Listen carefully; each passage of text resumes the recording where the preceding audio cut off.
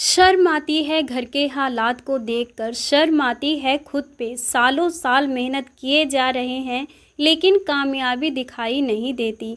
माँ बाप एक एक पैसे के लिए भटक रहे हैं, एक एक पैसा जुटाकर मुझे पढ़ा रहे। अगर हम कामयाब नहीं हो पाए तो क्या होगा? उनके बलिदानों का क्या होगा? उनकी उम्मीदों का क्या होगा जो मुझसे लगाकर बैठे हैं, जो मुझसे लगाकर खुद को तपा रहे। सवाल करो अपने आप से कि क्या मैं उनकी तकलीफ़ों को दूर नहीं कर सकता? क्या मैं उनकी हालातों को नहीं बदल सकता? मेरे दोस्त, ऐसे कामयाबी नहीं मिलेगी। प्रण कर लो, ठान लो कि मुझे हर दिन 10 घंटे मेहनत करनी है तो करनी है। ये प्यार व्यार आशिकी का जो भूत चढ़ा है ना तुम पे, जब नाकाम हो जाओगे ना तब समझ आएगा कि ना तो प्यार रहा और ना ही कैरियर। और माँ बाप का जो सपना टूटा वो तो अलग ही। भाई, कोई साथ नहीं देता, ज़िंदगी भर तुम्हारा साथ केवल माँ बाप और तुम्हारी कामयाबी देगी।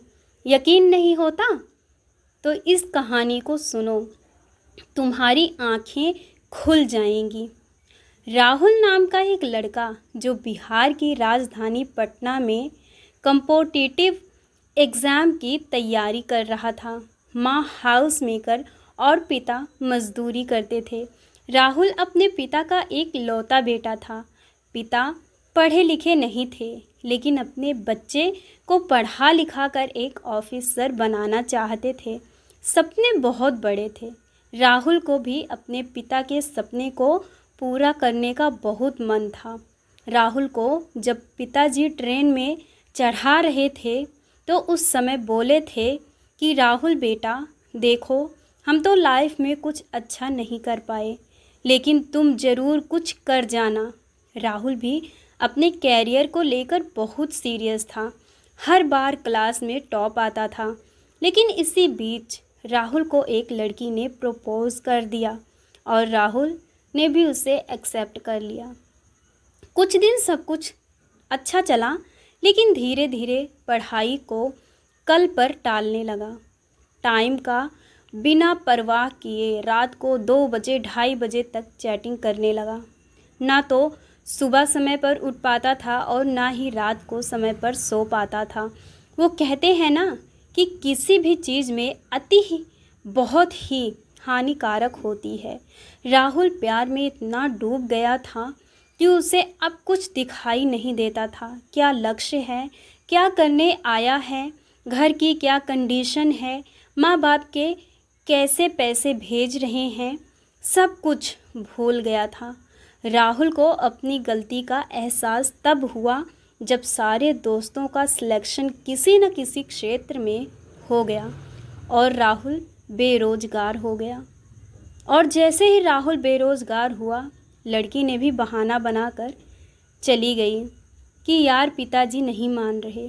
जब तक उम्मीद थी कि राहुल अपनी लाइफ में कुछ अच्छा करेगा तब तक साथ थी, और जैसे ही उम्मीद टूटी सब कुछ खत्म हो गया।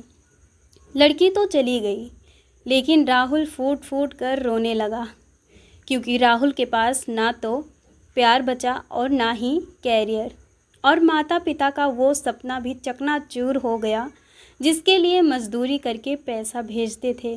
क्या आप भी यही चाहते हो कि मेरे साथ भी ऐसा हो? अगर नहीं तो मेहनत करो, पहले कामयाब हो जाओ, उसके बाद ही कुछ करना, क्योंकि 18 से 24 की उम्र एक ऐसी उम्र है जहाँ पर लोगों के कैरियर बनते भी हैं और बिगड़ते भी हैं। फ़र्क बस इतना है कि इस टाइम पीरियड में जिसने समय का सही इस्तेमाल किया वो जीत गया और जिसने भी नहीं किया वो हार जाएगा।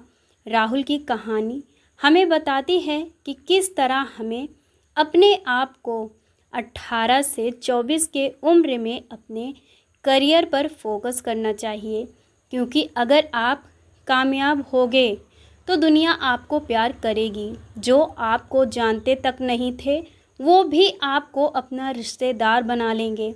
बस इस उम्र में अपने काम पर फोकस करो कि तुम्हें ज़िंदगी में क्या क्या हासिल करना है, क्योंकि एक बार उम्र निकल जाती है तो सिर्फ पछतावा रहता है। कैसी लगी आप लोगों को आज की ये स्टोरी, कमेंट बॉक्स में ज़रूर बताइएगा और जाते जाते चैनल को भी सब्सक्राइब कर लीजिएगा। मिलते हैं नेक्स्ट स्टोरी में।